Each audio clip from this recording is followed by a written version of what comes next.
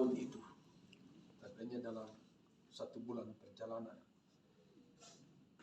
Nah, dari firman yang kita telah baca, tema yang disediakan oleh Sinode untuk hari ini atau malam ini, ibadah-ibadah kunci bulan di seluruh tanah Papua, baik di gunung, di lembah, di pesisir, di pulau, di kota, dan pinggiran, adalah janji penyertaan dan berkat Tuhan bagi umat dan negeri.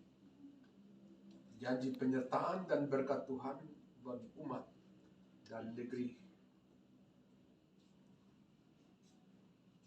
Kitab Hagai adalah kitab yang hanya terdiri dari 2 pasal saja. Sehingga kitab ini tergolong sebagai kitab terpendek Alkitab.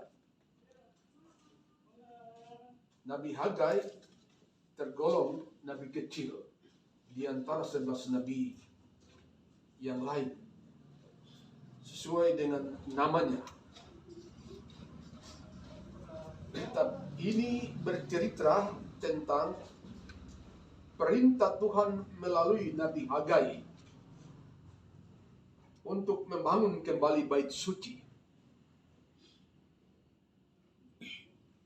sebagai rumah Tuhan. Meskipun kitab ini pendek, tetapi kisah di dalam kitab ini isinya sangat jelas dan menarik untuk dibaca sebagai bagian yang sangat penting karena mengandung panggilan dan perintah Tuhan untuk membangun kembali bait suci di Yerusalem yang telah runtuh oleh tentara Babel. Jadi jelas kitab ini kalau kita baca mengingatkan kita tentang perbudakan yang kedua kali bangsa Israel ketika ia dari Mesir sampai di tanah perjanjian, tetapi mereka tidak patuh karena dipengaruhi oleh lingkungan bangsa-bangsa kafir. Maka ke-10 firman itu tidak lagi menjadi pegangan bagi mereka. Di sana ada perkawinan campuran.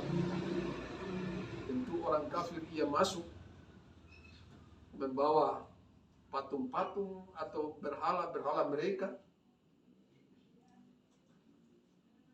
maupun perempuan Israel yang kawin dengan laki-laki kafir,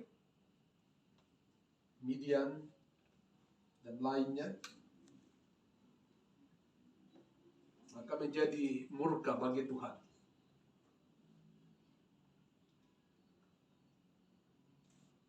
Nah, di malam hari ini firman ini mengantar kita untuk melihat janji Tuhan itu bagi mereka ketika mereka keluar dari Mesir ke Kanaan. Dan bait suci yang harus dibangun kembali ini tinggal puing-puing saja. Karena kalau kita baca atau mengerti yang namanya operasi tumpas, kalau tentara operasi tumpas berarti tidak ada hewan, tidak ada manusia, tidak ada rumah yang tinggal. Kalau sekarang kita mau lihat dulu operasi tumpas ya masih pakai senjata, tapi kalau Rusia dan Ukraina yang ikuti, bom satu jatuh di kampung ini habis. Tidak ada rumah, tidak ada manusia, malah tempatnya jatuh jadi lubang besar. Karena turun ke dalam baru dia pecah, baru dia bongkar kayak itu. Tsunami ke apa ini? Gempa. Tetapi dulu masih bisa keterangannya tempat hanya bait Allah yang menjadi tempat di mana mereka sembah Tuhan, tempat di mana berjumpa dengan Tuhan, tinggal hanya puing-puing saja. Coba kita perhatikan rumah yang terbakar. Kita buka SP ini kan menyaksikan ada kebakaran itu.